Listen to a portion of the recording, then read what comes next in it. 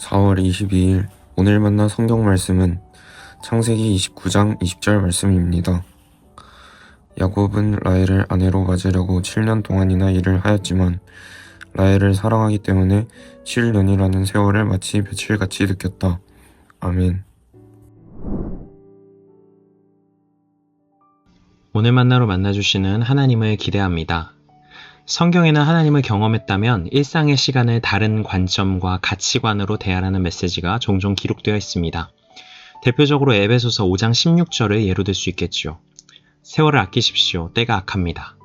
이 구절은 단순히 시간을 아껴서 잘 써라, 시간 활용을 잘해라와 같은 윤리적인 교훈이 담긴 메시지가 아닙니다. 여기서 아끼다로 번역된 헬라어 원어는 엑사고라조인데요. 이 단어는 시장에서 값을 주고 사들이다, 어떤 것을 건져내다와 같은 의미를 가지고 있습니다. 이런 의미를 살려서 구절의 의미를 번역해보면 이렇습니다. 악한 시대 속에서 아무 의미 없이 속절없이 흘러가 버리는 시간을 그냥 방치해두지 말고 하나님의 시간으로, 하나님의 의미로 건져내어 구별되이 살아가라는 것이죠. 무심하게 지나쳐버릴 수 있는 시간들을 하나님의 눈으로 섬세하게 다시 바라보고 그 시간의 의미들을 건져 올리는 삶, 무감각하게 지나쳤던 많은 순간들을 건져내어 은혜의 관점으로 새롭게 해석하며 빚어내는 삶이 바로 세월을 아끼는 삶의 모습이자 일상을 거룩하게 살아가는 사람의 모습인 것입니다.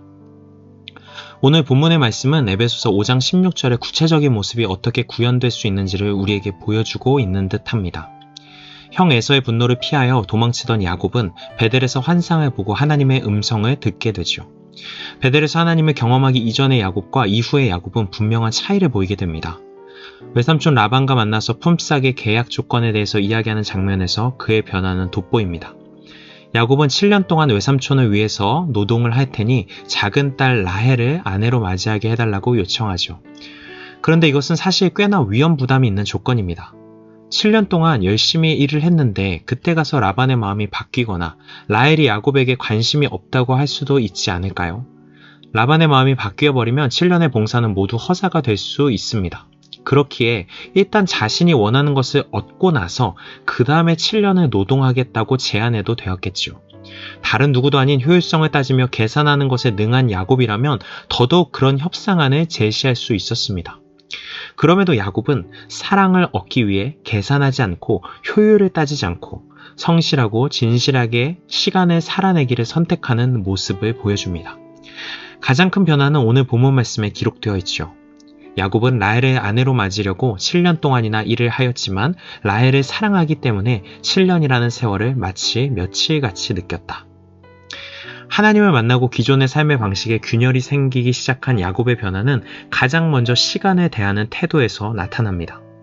객관적으로 생각하면 이 7년의 시간은 계약의 조건으로 묶인 의무의 세월이겠죠.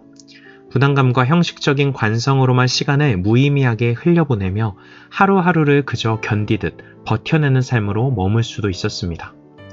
그러나 야곱은 이 세월을 전혀 다른 관점으로 건져 올립니다.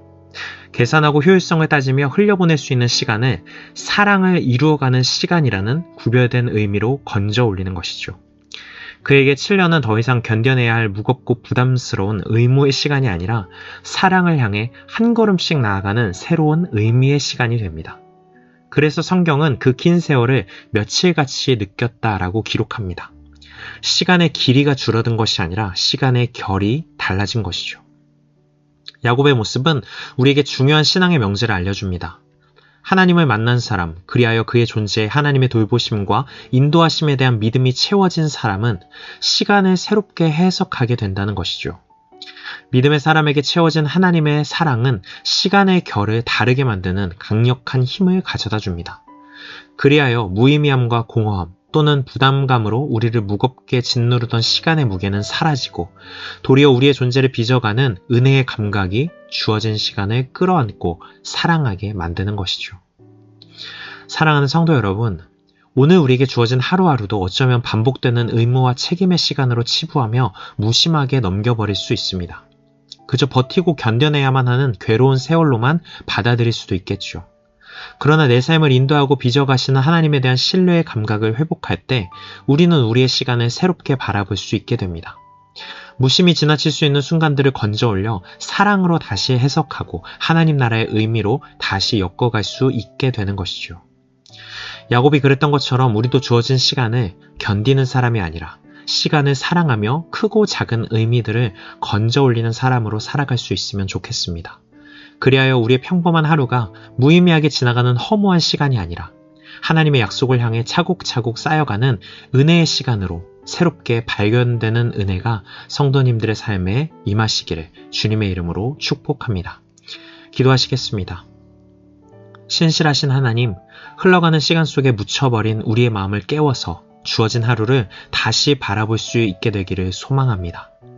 무심히 지나치던 순간들을 건져 올려 사랑으로 해석하고 하나님 나라의 의미로 엮어낼 수 있도록 붙들어 주십시오.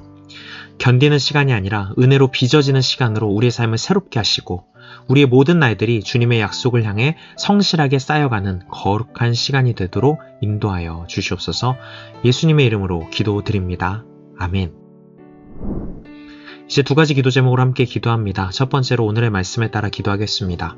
주어진 시간을 하나님의 시선으로 새롭게 해석하며 사랑으로 건져 올려 살아가게 하옵소서. 두 번째로 다음 세대를 위해 기도하겠습니다. 우리 교회 다음 세대 아이들이 하나님을 인격적으로 깊이 만나고 세상의 가치에 휩쓸리지 않으며 주어진 시간을 믿음과 사랑으로 분별하며 살아가게 하옵소서. 이 제목으로 기도하신 후에 개인 기도로 나아가시겠습니다.